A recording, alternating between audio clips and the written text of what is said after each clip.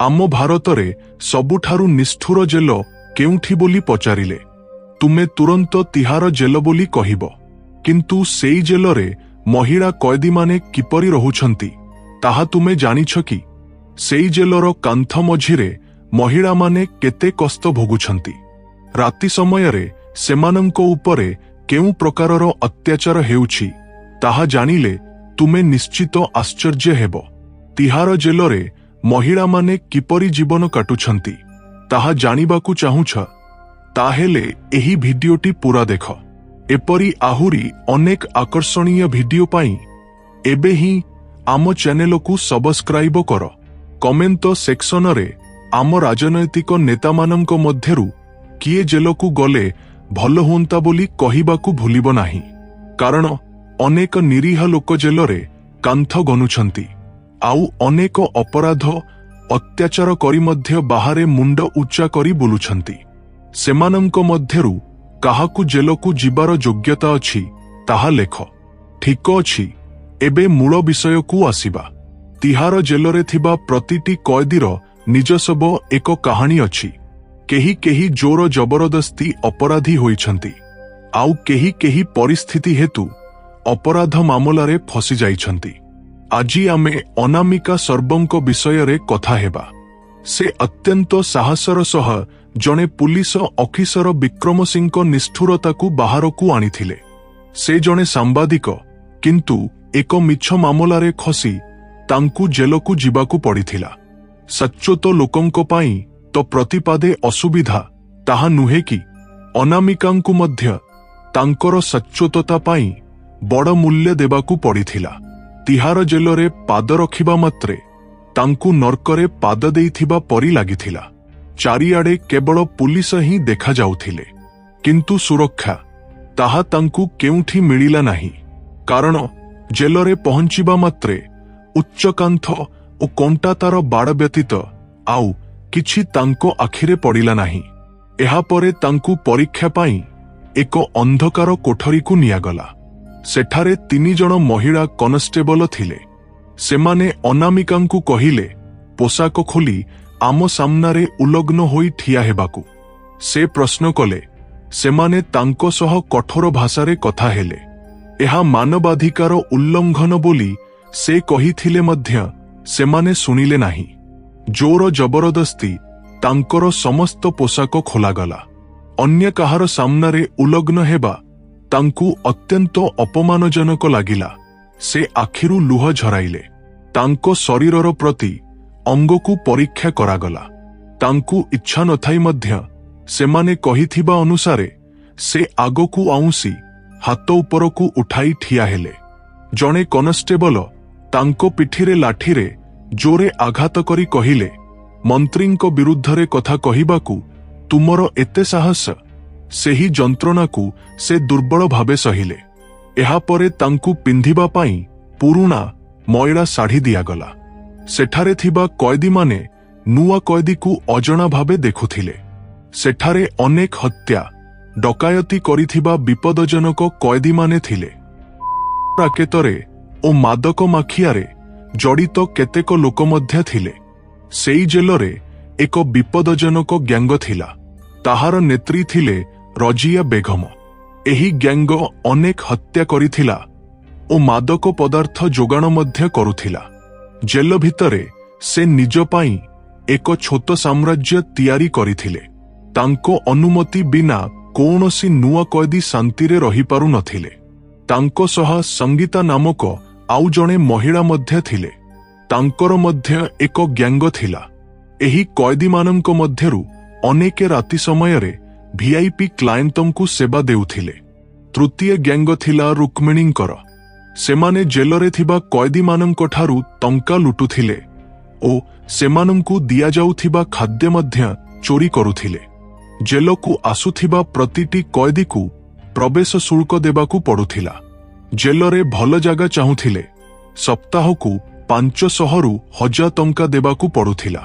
परिवार सह कथा हेबाकू चाहुथिले 2000 टंका लांच देबाकू पड़ुथिला।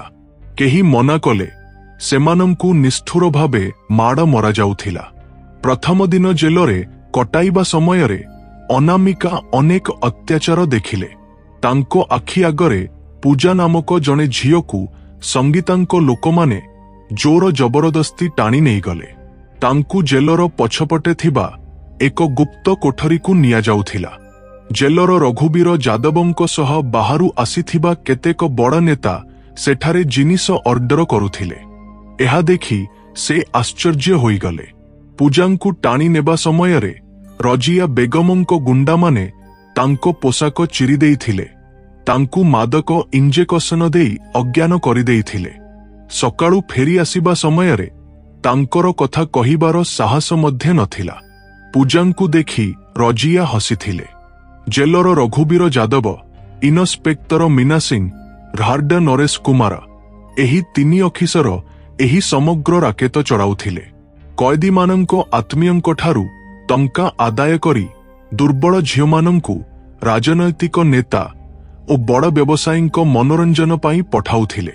ଏସବୁ ଦେଖି ଅନାମିକା ନିଷ୍ପତ୍ତି ନେଲେ ଯେକୌଣସି ଉପାୟରେ ଏମାନଙ୍କର ଦୁଷ୍କର୍ମକୁ ବାହାରକୁ ଆଣିବାକୁ ହେବ। କିନ୍ତୁ ସେହିଦିନ ହିଁ ରଜିଆଙ୍କ ଲୋକମାନେ ତାଙ୍କୁ ହଇରାଣ କଲେ। ତାଙ୍କୁ ପୋଷାକ ଖୋଲିବାକୁ ବାଧ୍ୟ କଲେ। ଜେଲ ଭିତରେ ହିଁ ବ୍ଲାକ ଫିଲ୍ମ ରେକର୍ଡିଂ ବ୍ୟବସାୟ ଚାଲୁଛି ବୋଲି ରଜିଆ କହିଲେ। ଝିଅମାନଙ୍କୁ ମାଦକ ପଦାର୍ଥ ଦେଇ ନଷ୍ଟ କରି ସେମାନଙ୍କର ଭିଡିଓ ଡାର୍କବରେ ବିକ୍ରି କରାଯାଉଥିଲା। ଯଦି କେହି ଏମାନଙ୍କ ବିରୁଦ୍ଧରେ ଅଭିଯୋଗ କରୁଥିଲେ ତାଙ୍କୁ ମାନସିକ ସମସ୍ୟା ଅଛି ବୋଲି ଅପବାଦ ଦିଆଯାଉଥିଲା। ଏସବୁ ଦେଖୁଥିବା ଅନାମିକା ଏକ ନିଷ୍ପତ୍ତିକୁ ଆସିଲେ। ଏହି ରାକ୍ଷସମାନଙ୍କ ହାତରେ ନଷ୍ଟ ହେବା ବଦଳରେ ଏଠାରେ ଥିବା ନିରୀହ ଲୋକଙ୍କ ପାଇଁ ନ୍ୟାୟ ଆଣିବାକୁ ହେବ। କିନ୍ତୁ ଏମାନଙ୍କ ସହ ସିଧାସିଧି ଲଢ଼ିବାରେ କିଛି ହାସଲ ହେବ ନାହିଁ, ତାହା ସେ ଭଲ ଭାବେ ଜାଣିଥିଲେ। ତେଣୁ ପ୍ରଥମେ ଜେଲରେ ଥିବା କଏଦୀମାନଙ୍କ ସହ ବନ୍ଧୁତ୍ୱ କରିବା ଆରମ୍ଭ କଲେ। ସେମାନଙ୍କର ବିଶ୍ୱାସ ଅର୍ଜନ କରିବାକୁ ଲାଗିଲେ। ଧୀରେ ଧୀରେ ପ୍ରତି ରାତିରେ ବାହାରକୁ ନେତାମାନଙ୍କୁ ଯୋଗାଣ କରାଯାଉଥିବା ଝିଅମାନଙ୍କୁ ନିଜ ଦଳରେ ସାମିଲ କଲେ। ରାତି ସମୟରେ ତିହାର ଜେଲର ପଛପଟେ ଥିବା ଏକ ଗୁପ୍ତ କୋଠରୀକୁ ଝିଅମାନଙ୍କୁ ନିଆଯାଉଥିଲା। ସେମାନଙ୍କୁ ମାଦକ ପଦାର୍ଥ ଦିଆଯାଉଥିଲା। ମାଦକ ନେଶାରେ ଡୁବି ରହୁଥିବା ଝିଅମାନଙ୍କୁ ବଡ଼ ବ୍ୟବସାୟୀ ଓ ରାଜନୈତିକ ନେତାଙ୍କ ଖେଳନା କରାଯାଉଥିଲା। ଏସବୁ କ୍ୟାମେରାରେ ରେକର୍ଡ କରାଯାଉଥିଲା। କିନ୍ତୁ ଅନାମିକା ରାମଲାଲ ନାମକ ଜଣେ ସୁରକ୍ଷା ପ୍ରହରୀଙ୍କ ସହ ବନ୍ଧୁତ୍ୱ କଲେ। ରାମଲାଲ ତାଙ୍କୁ ଏକ ଛୋଟ ସ୍ପାଇ କ୍ୟାମେରା ଦେଲେ। ତାହାକୁ ସେ ନିଜ ପୋଷାକ ମଧ୍ୟରେ ଲୁଚାଇ ରଖିଲେ। ସେହି ଗୁପ୍ତ ବ୍ଲାକ ରୁମରେ ହେଉଥିବା ନିଷ୍ଠୁରତାକୁ ସେ ରେକର୍ଡ କଲେ। ରଜିଆ ଓ ସଙ୍ଗୀତା ଝିଅମାନଙ୍କୁ ନିଲାମ କରୁଥିଲେ। ଇନ୍ସପେକ୍ଟର ମୀନା ସିଂ ଓ ଜେଲର ରଘୁବୀର ଭିଆଇପିଙ୍କ ଠାରୁ ଟଙ୍କା ଆଦାୟ କରୁଥିଲେ। କିନ୍ତୁ ଅନାମିକା ପ୍ରଥମେ ରଜିଆ ଓ ସଙ୍ଗୀତାଙ୍କ ମଧ୍ୟରେ ଝଗଡ଼ା ସୃଷ୍ଟି କରିବାକୁ ନିଷ୍ପତ୍ତି ନେଲେ। ଜେଲର ରଘୁବୀରଙ୍କ ସହ ମିଶି ସଙ୍ଗୀତା ତାଙ୍କ ବିରୁଦ୍ଧରେ ଷଡ଼ଯନ୍ତ୍ର କରୁଛନ୍ତି ବୋଲି ରଜିଆଙ୍କୁ କହି ତାଙ୍କୁ ଉତ୍ତେଜିତ କଲେ। ଅନ୍ୟପଟେ ବ୍ଲାକ ରୁମରେ ହେଉଥିବା ଅତ୍ୟାଚାରକୁ ରଜିଆ ବାହାରେ ସାମ୍ବାଦିକମାନଙ୍କୁ ଫାଶ କରିଛନ୍ତି ବୋଲି ସଙ୍ଗୀତାଙ୍କୁ କହିଲେ। ଏହାଦ୍ୱାରା ଦୁଇ ଗ୍ୟାଙ୍ଗ ମଧ୍ୟରେ ଝଗଡ଼ା ଆରମ୍ଭ ହେଲା। ସେମାନେ ପରସ୍ପରକୁ ମାଡ଼ ମାରିବାର ସ୍ଥିତିକୁ ଆସିଲେ। ଶେଷରେ ସଙ୍ଗୀତାଙ୍କ ଗ୍ୟାଙ୍ଗର ଜଣେ ବ୍ୟକ୍ତିଙ୍କୁ ରଜିଆଙ୍କ ଲୋକମାନେ ହତ୍ୟା କଲେ। ଏହାଦ୍ୱାରା ଜେଲରେ ଦଙ୍ଗା ଆରମ୍ଭ ହେଲା। ଅନାମିକା ବ୍ଲାକ ରୁମରେ ରେକର୍ଡ କରିଥିବା ଭିଡିଓକୁ ରାମଲାଲଙ୍କ ସାହାଯ୍ୟରେ ତାଙ୍କ ବନ୍ଧୁ ରାଜୀବଙ୍କୁ ପଠାଇଲେ। ଏହାଦ୍ୱାରା ତିହାର ଜେଲରେ ହେଉଥିବା ଅତ୍ୟାଚାର ବାହାରକୁ ଆସିଲା। ରାତି 11:45 ସମଗ୍ର ଜେଲରେ ସାଇରନ ବାଜିଲା। ଅନାମିକା, ରୁକ୍ମିଣୀ, ପୂଜା ସମେତ ଆହୁରି କେତେକ ଝିଅ ଅସ୍ତ୍ର ନେଇ ଜେଲରେ ଥିବା ଦୁର୍ନୀତିଗ୍ରସ୍ତ ପ୍ରହରୀଙ୍କ ଉପରେ ଆକ୍ରମଣ କଲେ। ରଜିଆ ଓ ସଙ୍ଗୀତାଙ୍କ ଗ୍ୟାଙ୍ଗ ମଧ୍ୟ ପରସ୍ପର ଉପରେ ଆକ୍ରମଣ କଲେ। ସକାଳ ହେବା ମାତ୍ରେ ବରିଷ୍ଠ ସାମ୍ବାଦିକ ଓ ପୁଲିସ ଅଧିକାରୀମାନେ ତିହାର ଜେଲରେ ପହଞ୍ଚିଗଲେ। ବ୍ଲାକ ରୁମରୁ ଉଦ୍ଧାର କରାଯାଇଥିବା ଝିଅମାନଙ୍କ ମୃତଦେହ, ମାଦକ ଇଞ୍ଜେକସନ, ଭିଆଇପି ଅତିଥିଙ୍କ ଭିଡିଓ ରେକର୍ଡିଂ ସବୁକିଛି ସମଗ୍ର ବ୍ୟବସ୍ଥାକୁ ଝାକୁଡ଼ି ଦେଲା।